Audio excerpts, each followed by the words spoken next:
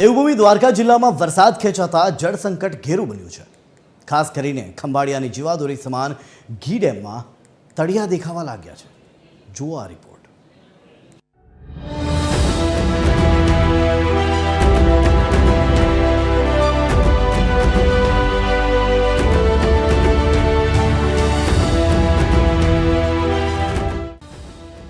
દેવભૂમિ દ્વારકા જિલ્લામાં વરસાદ ખેંચાતા આગામી દિવસોમાં પાણીની ગંભીર સમસ્યાના એંધાણ વર્તાઈ રહ્યા છે। ખંભાળિયા શહેર અને ગ્રામ્ય વિસ્તારોને પાણી પૂરું પાડતા ગી ડેમમાં જળસ્તર ચિંતાજનક રીતે ઘટી રહ્યું છે। હાલ ડેમમાં માત્ર 6% પાણીનો જથ્થો બચ્યો છે, જે માંડ 15 દિવસ ચાલે તેમ છે। જો ટૂંક સમયમાં સારો વરસાદ નહીં થાય તો પીવાના પાણી માટે હાહાકાર મચી શકે છે। વરસાદની તંગી છે, વરસાદ ખેંચાઈ રહ્યો છે અને પાણીની તંગી છે, તો માણસો પાણી વગર શું કરે? નગરપાલિકાએ 3-4 દિવસે નળ કરી નાખ્યો છે, તો જાય ક્યાં પાણી માટે? નગરપાલિકા સરખું આયોજન કરી અને પાણી બધાને પૂરતું મળી રહે એ રીતે આપે તો સારું એમ। વરસાદની અછત છે, વરસાદ ખેંચાણો છે, જેથી કરીને પાણીની તંગી વર્તાઈ રહી છે। અમને નગરપાલિકાને વિનંતી કરીએ છીએ કે સરખું આયોજન કરે, જેથી જે 3 દિવસે નળ આવે છે તેમાં ફેરફાર થાય અને બધીને રોજ પાણી મળે। ગી ડેમમાં પાણી ઘટતા ખંભાળિયા નગરપાલિકાએ પાણી વિતરણમાં કાપ મૂક્યો છે।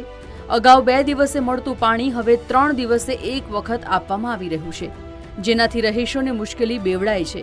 બીજી તરફ સિંચાઈનું પાણી બંધ થવાની ભીતિ વચ્ચે ખેડૂતોનો ઊભો પાક સુકાઈ રહ્યો છે અને જગતનો તાત ભારે ચિંતામાં મુકાયો છે। પાણી પુરવઠા અને નગરપાલિકા બંને વિભાગને પીવા માટેનું પાણી સપ્લાય કરવામાં આવે છે। હાલની સ્થિતિએ આપણી પાસે ડેમમાં 6% ડેમ ભરેલો છે, એટલે અંદાજિત 21 MCFT જેવું પાણી આપણી પાસે અવેલેબલ છે કે જે આપણે પીવા માટે જ અનામત રાખેલું છે। આ પાણી અંદાજિત 15 થી 20 દિવસ પાણી ચાલે એવું છે પીવા માટે। સિંચાઈનું અત્યારે હાલ કોઈ આયોજન કરવામાં આવેલ નથી, કારણ કે ડેમમાં કોઈ પાણી નથી, એટલે સિંચાઈનું કોઈ આયોજન નથી। અત્યારે ફક્ત પીવા માટે પાણી અનામત રાખવામાં આવે છે। યોજના મારફત ડેમ ભરવાનું ચાલુ કરેલું છે, જે ટૂંક સમયમાં જ ભરાઈ જશે ને કદાચ વરસાદ વધારે ખેંચાશે તો અમારે ખંભાળિયાના બોર પાણીમાંથી ખંભાળિયાની પ્રજાને પાણી પૂરવામાં આવશે। એમાં એ રીતનું આયોજન કરવામાં આવશે જેથી કરીને ખંભાળિયાની પ્રજાને કોઈ પાણી વિશે તકલીફ નહીં પડે અને પાણી વિશે ખોટા ભ્રમમાં રહેતા નહીં। પાણી વ્યવસ્થિત પૂરું આખી ખંભાળિયાની પ્રજાને ટાઈમસર મળતું રહેશે।